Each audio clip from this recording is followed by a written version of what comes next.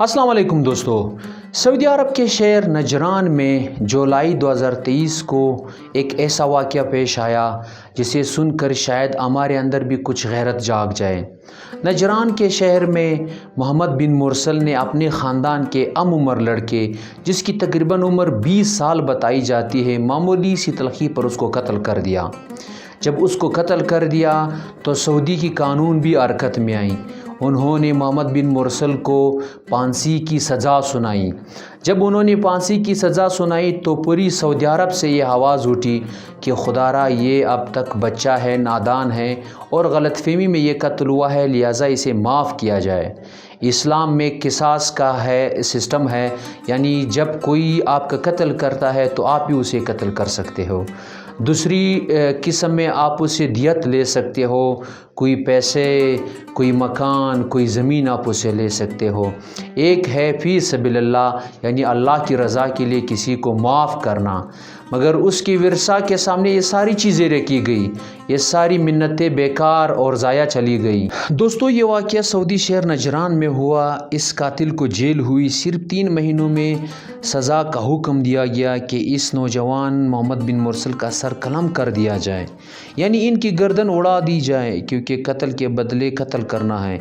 इस्लाम में जैसे किसास कहा जाता है, अलबत्ता शरई तौर पर मकतूल के विरसा के पास दियत लेने या फ़ी सबिलिल्लाह माफ़ करने का भी इख्तियार था, जैसे मैंने आप लोगों को पहले बताया था। मोहम्मद बिन मुरसल के कबीले अल रज़ा के बच्चों, बुज़ुर्गों और नौजवानों ने यह फ़ैसला किया कि मकतूल के कबीले अल सनेज के सामने माफ़ी की दरख्वास्त रखी जाए।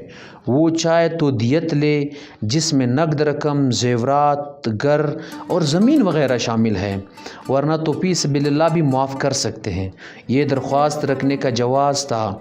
ये इतना मुनफरिद था, ये इतनी आजिज़ी और फरियाद लेके गया था कि पूरे अरब मीडिया का ये एक अहम तरीन मौज़ू बन गया था। मोहम्मद बिन मुरसल के कबीले के छोटे बड़े, बुज़ुर्ग, बच्चे सब मकतूल के दरवाज़े पर पहुँच गए। दोस्तों, मकतूल के विरसा को बुलाया गया। इनके सामने कबीले के सरदारों, शेखों, नौजवानों और बच्चों ने अपनी अकलें, चादरें, लंबी जबें उतार कर मकतूल के विरसा के कदमों में रखी। इज़्ज़त और फ़ख्र समझी जाने वाली चीज़ें और आशिया उतार कर मकतूल के चौकाट में रख दिए। अपनी चादरों से घुटनों को बांध कर ज़मीन पर लेट गए, अपने सरों पर मट्टी डाला।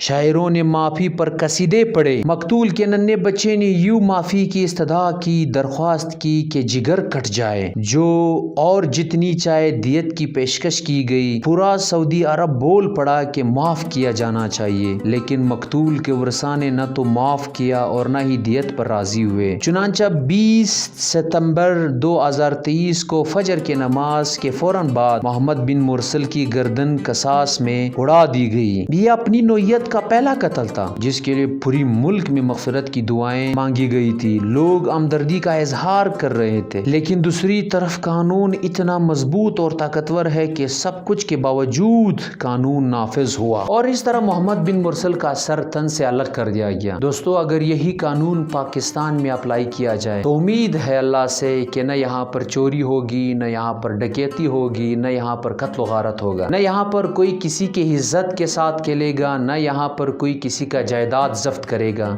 न यहाँ पर कोई किसी पर बदमाशी दिखाएगा। बदकिस्मती से हम इंसाफ में तकरीबन 128वें 126वें नंबर पर है पूरी दुनिया में। अक्सर तो मिलता ही नहीं है गरीब को इंसाफ। हम लोगों ने सोशल मीडिया पर, इलेक्ट्रॉनिक मीडिया पर बहुत केसेस देखे हैं जिन पर अमीर लोग बरी हो जाते हैं। अक्सर गरीबों को ही वो फंसा देते हैं, अक्सर गरीब ही फांसी के फंदे पर चढ़ जाते हैं।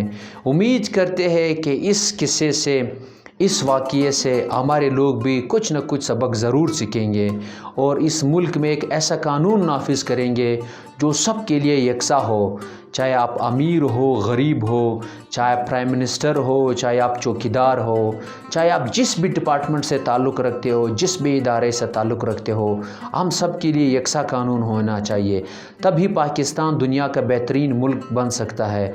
आज अगर सऊदी अरब दुनिया का बेहतरीन और अमीर तरीन मुल्कों में गिना जाता है तो उसकी यही ख़ासियत है, उसकी यही क्वालिटी है कि वो इंसाफ में देर नहीं करते हैं। अगर बादशाह के लिए इंसाफ है तो फ़कीर के लिए भी वही इंसाफ है। अगर فقیر کے لیے انصاف ہے تو بادشاہ کے لیے بھی سیم انصاف ہے، سیم جسٹس ہے۔ امید کرتے ہیں کہ آپ اس ویڈیو کو زیادہ سے زیادہ شیئر کریں گے اور ہمیں اپنے فیڈ بیک سے لازمی نوازیں گے۔ مجھے اگلی ویڈیو تک اجازت دیجیے۔ اللہ نگہبان۔